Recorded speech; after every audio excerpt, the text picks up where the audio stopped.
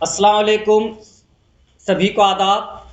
आज press conference बुलाने का मेरा अहम मकसद ये है कि रियासत कर्नाटक के अंदर सेंट्रल गवर्नमेंट और स्टेट गवर्नमेंट की जानिब से मौलाना आज़ाद इंग्लिश मीडियम स्कूल का क़याम किया गया है। तो यहाँ पर बच्चों को बेहतर तालीम के वास्ते हम इक़दाम उठा रहे हैं और लोगों से अपील कर रहे हैं कि आप मौलाना आज़ाद मॉडल स्कूल्स में अपने बच्चों को दाखिला दिलाइए और यहाँ पर फ्री ऑफ कॉस्ट है। आपको बुक से लेकर शूज़, सॉक्स, बैग, हर चीज़ की आपको फ्री ऑफ फैसिलिटीज़ है ताकि आपका बच्चा बेहतर पढ़ लिख कर काबिल बने। तो इतने फैसिलिटीज़ होने के बाद भी यहाँ पर हमारे कुछ शिकायत ये है कि मौलाना आज़ाद स्कूलों का जो SSLC का रिज़ल्ट आता है वो रिज़ल्ट 35% 40% आ रहा है। तो हम हुकूमत से इस बात का पुरजोर मुतालबा करते हैं कि ये रिज़ल्ट को बेहतर बनाइए। क्या वजूहात है कि रिज़ल्ट 35 to 40% आ रहा है, 60 का अबव क्यों नहीं जा रहा? मैं सुना रियासत कर्नाटक ने इस रिज़ल्ट को मद्देनज़र रखते हुए रियासत कर्नाटक सरकार ने फैसला लिया है माइनॉरिटी डिपार्टमेंट, माइनॉरिटी मिनिस्टर की जानिब से कि मौलाना आज़ाद स्कूल्स में जो गेस्ट टीचर्स है, अभी भी गेस्ट टीचर्स पे चल रहा है, HM में एक आधा परमानेंट है, जो गेस्ट टीचर्स को लिया जा रहा है, लेकर जो तालीम दी जा रही थी वो गेस्ट टीचर्स की अदम दिलचस्पी या लापरवाही या गेस्ट टीचर हो परमानेंट टीचर हो, वो बच्चों को दिलचस्पी से नहीं पढ़ा रहे, जिसकी बिना पे रिजल्ट वीक हो रहा है। यही मुझे नज़र आ रहा है। और हुकूमत का जो फैसला है कि हुकूमत ने एग्ज़ाम रखा है इस साल, गेस्ट टीचर के वास्ते एक एग्ज़ाम रखा है हुकूमत ने एग्ज़ाम रखने के इक़दाम उठाए हैं और हाल टिकट आज डिस्ट्रीब्यूट हुए हैं। तो मैं चाहता हूं कि हुकूमत एग्ज़ाम को कंडक्ट करे ताकि जो टीचर्स क्वालिफाइड होंगे, जो टीचर्स जिनमें एबिलिटी होंगी, जिनके अंदर वो खूबी होंगी, वो काबिलियत होंगी, वो एग्ज़ाम पास करेंगे। जिसके अंदर बेहतर नॉलेज होगा वो एग्ज़ाम पास करेंगे और जो सो ना बच्चों को बेहतर तालीम देंगे। एग्ज़ाम का होना ज़रूरी है। कैसा हो रहा है, MLA के रिकमेंड पे आ जा रहे, MP के रिकमेंड पे आ जा रहे, MLC के रिकमेंड पे आ जा रहे, ऑफिसर को ऊपर दबाव पड़ रहा, हेडमास्टर को ऊपर दबाव पड़ रहा, मेरा रिकमेंड तेरा रिकमेंड, वो रिकमेंड के ऊपर आ जा रहे और वो ड्यूटी सही नहीं करे, रुबाब बता रहे मैं मिनिस्टर के रिकमेंड पे हूँ, मैं MLA के रिकमेंड पे हूँ। टीचरों में पॉलिटिक्स क्यों भाई? स्कूलों में पढ़ाने के वास्ते आ रही हैं, आप पढ़ो। कोई MLA मिनिस्टर का रिकमेंडेशन नहीं होना चाहिए।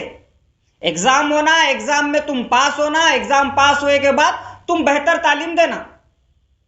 हुकूमत ने जो एग्जाम का फैसला लिया है वो काबिल कबूल है, बेहतर फैसला है। बच्चों के बेहतर उज्जवल भविष्य, उज्जवल रिजल्ट के लिए ये इकदाम उठाई है सरकार और इस सरकार के इस इकदाम को मैं सलाम करता हूँ, काबिल तारीफ है और एग्जाम कंडक्ट होना चाहिए। कुछ लोग एग्जाम कंडक्ट नहीं होना चाह रहे, डायरेक्ट जो है ना पुराने टीचर्स को ही रखने की बात कर रहे। वो पुराने टीचर्स अगर काबिल रहते, अच्छे रहते, अच्छी मेहनत करते तो ये रिजल्ट क्यों वीक होता? हमें भी जो सुना नहीं है कि किसी को तकलीफ देना नहीं चाहता वसीमुद्दीन किरमानी। हर गरीब की जो सुनो फरियाद को मैं समझता हूं, उनकी तकलीफ को, मगर तुम्हारे बेनिफिट के लिए, तुम्हारे टीचर्स के मफाद के लिए, बच्चों के भविष्य को, बच्चों के जो सुना भविष्य को जो सुना मैं खतरे में डालना नहीं चाहता। बच्चों को बेहतर तालीम दो, अच्छा रिजल्ट लाओ, कंटिन्यू करो।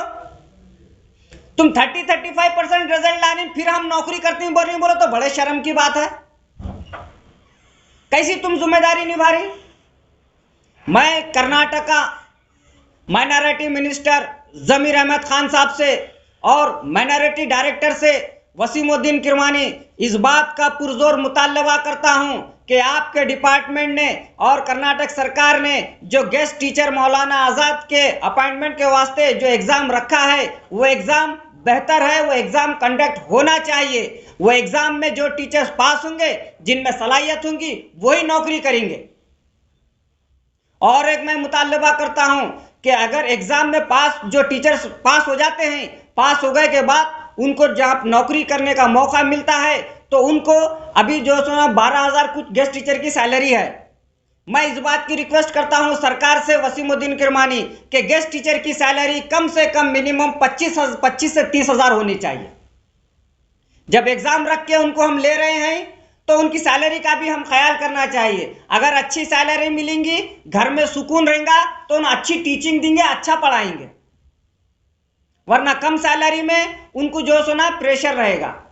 उनके घर में भी जब घर छोड़ के, परिवार को छोड़ के आके स्कूल में तालीम देना चाहते हैं तो उनको घर में तकलीफ ना होने चाहिए, उनके घर में भी तमाम सहूलत होना चाहिए। तो बच्चों के उज्जवल भविष्य के लिए एग्जाम कंडक्ट होना जरूरी है और गेस्ट टीचरों की सैलरी भी इंक्रीज होना जरूरी है।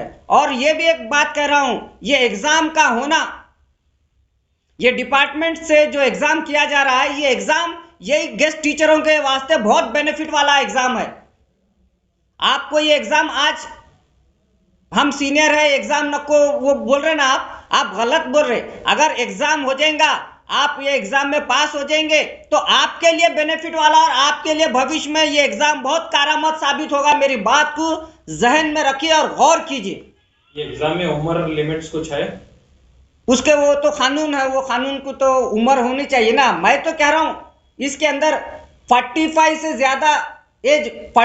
ज्यादा एज वालों को जो है ना थोड़ा सा कम मौका दो। यंग टैलेंटेड रहेंगे, अच्छा सर्विस देंगे। हाँ, क्योंकि छोटे बच्चे रहते हैं, बच्चे जो है ना बहुत शरारत करते हैं। अगर 45 क्रॉस 50 क्रॉस के टीचर्स रहेंगे तो बच्चों को जो है ना जहनी तरीके से उतना कंट्रोल नहीं कर सकते। वो क्या हो जाता है, कंप्यूटर के दौर के बच्चे हो जाते हैं, रेडियो के दौर के टीचर हो जाते हैं। ऐसा नहीं होना चाहिए। तो टीचर भी जो है ना यंग और डायनामिक होना चाहिए, टैलेंटेड होना चाहिए। बच्चे जो है ना 6, 7, 8, 9, 10 के बच्चों की एज कम रहती है, बच्चे बहुत टैलेंटेड रहते हैं, तो उनको टीचर्स भी अच्छे टैलेंटेड होना चाहिए।